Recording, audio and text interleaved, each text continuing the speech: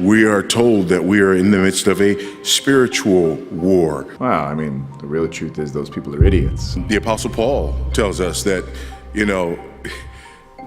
we're not waging war according to the flesh, right? There's always going to be people who are afraid and unaware and trying to hold on to what was before. But those people die off like dinosaurs. And so, I think the goal is to pay them no mind, march forward, and embrace the growth that makes us human. But the weapons of our warfare are spiritual weapons because we are engaged in a spiritual war. I came across a theory that deviates from Darwin's, and I believe that. I just found it in a dusty old book in a library. It's called the Bible.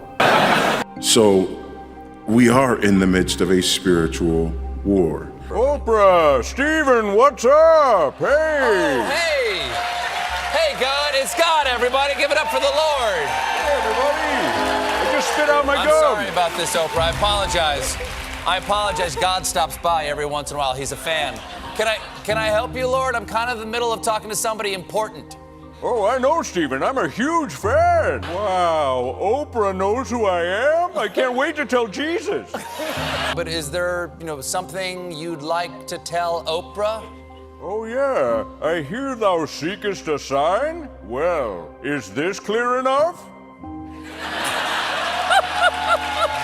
And it's manifesting itself right now in a cultural war. We'll convert your children. We'll make them tolerant and fair. There is a war in the marketplace of ideas. It's like, what is a woman? Well, can you tell me what a woman is? No, I can't. Because it's not for me to say.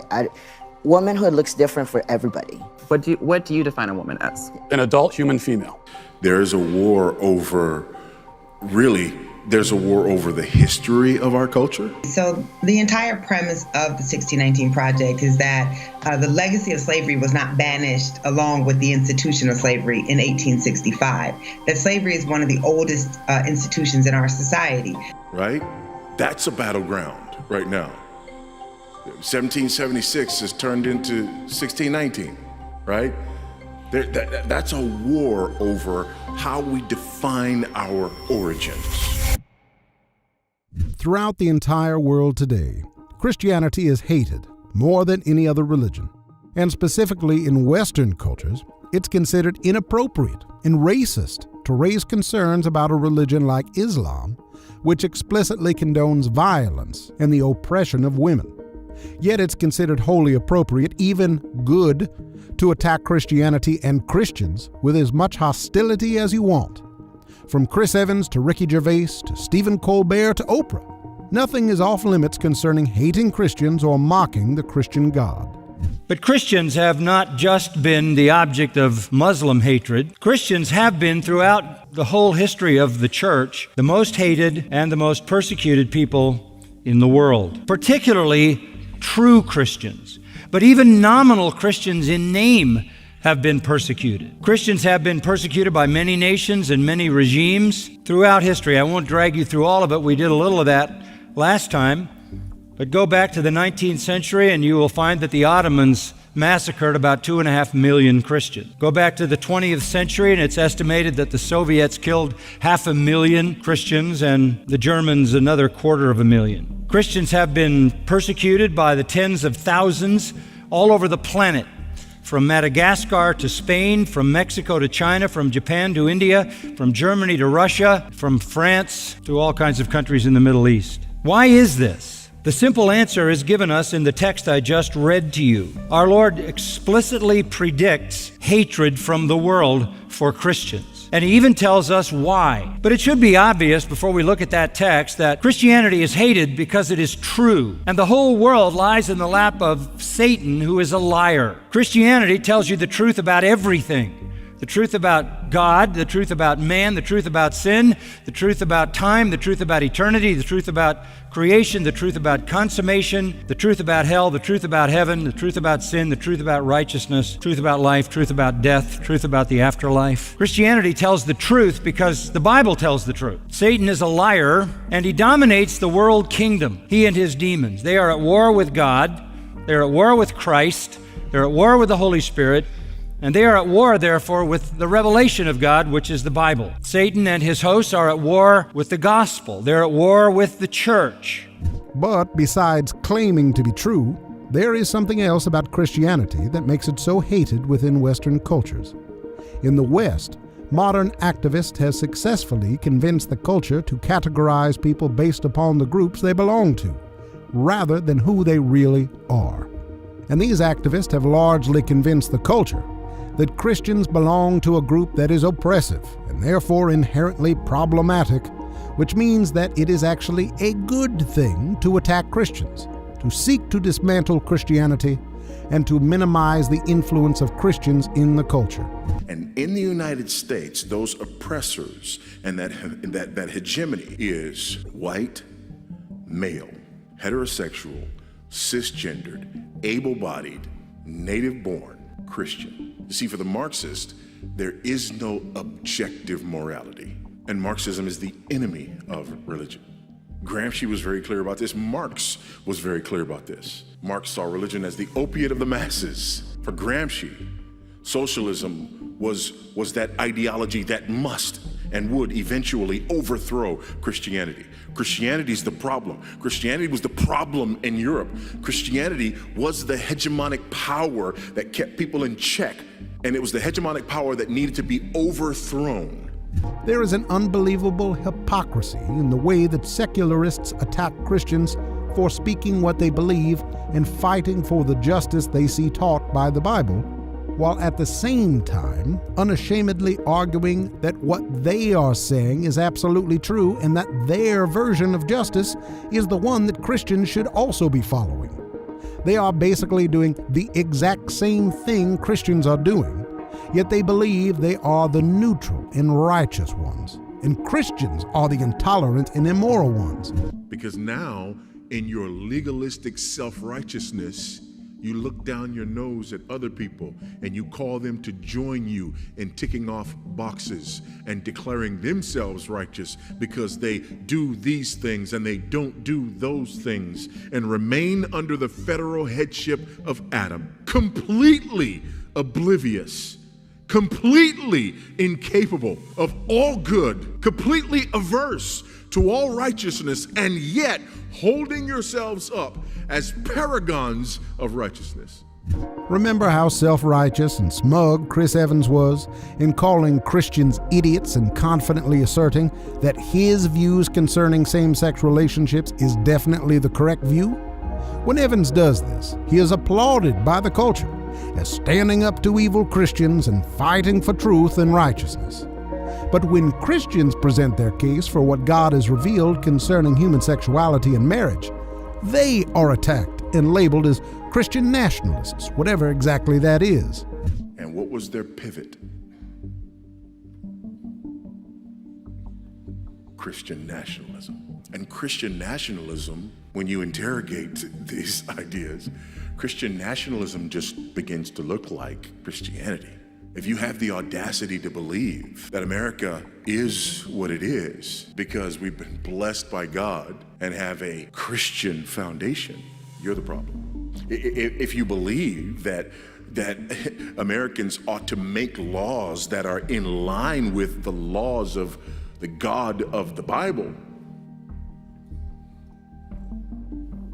you're the problem, because you are reinforcing the hegemonic power that the oppressor has used for all of these years to put himself in power and everyone else in subjugation. Our culture is on an all-out offensive against multiple different groups of people. They are attacking all white people. And to start this off, I want to draw your attention to the fact that I'm white. So just look at me for a moment, think about it, notice it. And part of being white is that is a very uncomfortable thing for me to do. And it's taken me many, many years to be able to draw people's attention to my race and see any significance in it. They are attacking all males. It's an ad from Gillette, just out, not selling razors, but talking about what is now called toxic masculinity and encouraging men to embrace the principles of the Me Too movement. They are attacking heterosexuality. Look, in an Obama-Biden administration, there will be absolutely no distinction from a constitutional standpoint or a legal standpoint between a same-sex and a heterosexual couple. But the culture's attack upon what it sees as the oppressors is not complete until it also attacks Christianity, because everything about God's revealed moral law is utterly offensive to it. That's why at the end of this train, always, no matter what the other boxcars are, the one on the end is Christianity. And because so much of the culture hates Christians and hates Christianity, many popular Christian pastors, in order to continue to be liked by the culture, do not boldly confront the culture with the truth about its sin and rebellion against God, but rather have become essentially indistinguishable from the world. Why is it that a Christian pastor like Joel Osteen is accepted by cultural elites such as Oprah, who unashamedly advocates for homosexuality and the ending of preborn life? You know what, God, it's not a surprise to you. I know I'm a person of destiny. You breathed your life into me, so I'm going to dig my heels in. I know I'm equipped, empowered, I'm well able. And why does CNN grant Osteen positive and promotional interviews with people like Piers Morgan and Soledad O'Brien? And I don't understand all those issues, and so, you know, I try to stick on the issues that I do understand. And I know this, I'm for everybody. I'm not for pushing people down. Obviously, I've watched the story on bullying and stuff, other things like that comes from it. So I don't know where the fine line is, but I do try to stay in my lane and, you know, lift people's spirits. How can someone like T.D. Jakes have such a positive relationship with the Huffington Post, which is very blatantly anti-Bible and anti-Christian? And all gay people are not the same. The types of relationships that are afforded are based on the types of people in each individual case. Yeah. And LGBTs of types and sorts have to find a household of worship that reflects what your views are and what you believe like anybody else. Instead of boldly proclaiming all that Scripture clearly teaches about sin, human sexuality, and salvation through faith alone in Christ alone, so many supposedly Christian pastors like Joel Osteen and T.D. Jakes have decided to tiptoe around important issues to be accepted by the culture. Romans chapter 1 denounces giving any kind of approval to those who practice sin. It says, though they know God's righteous decree that those who practice such things deserve to die, they not only do them but give approval to those who practice them. We need to tell the culture the truth about sin, because without a proper understanding of sin, there is no true salvation. But one of the most unthinkable aspects of the homosexual lifestyle is the devastation that individuals are heaping upon one another in the name of love. And that's not love. Love doesn't do this. But instead of telling the culture the truth about the terrible danger it is in because of its sin against a holy and righteous God, pastors like Osteen and Jake say things like, I just try to stay in my lane, and not all LGBTQ people are the same. But as evidenced by the countless numbers of non-Christians who are completely unafraid to mock, attack, and insult Christians, we are in a spiritual war for truth.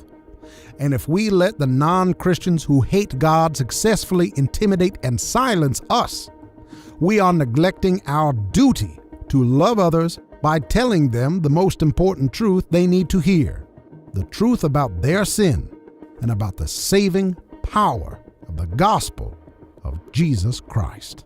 The greatest battle in the world is the battle for the truth, because the truth is the most important thing in the world. It's more important than anything else to know the truth of God. It is the truth of God that saves. It's the truth of God that sanctifies. It's the truth of God that directs us in our lives. It's the truth of God that leads us to heaven.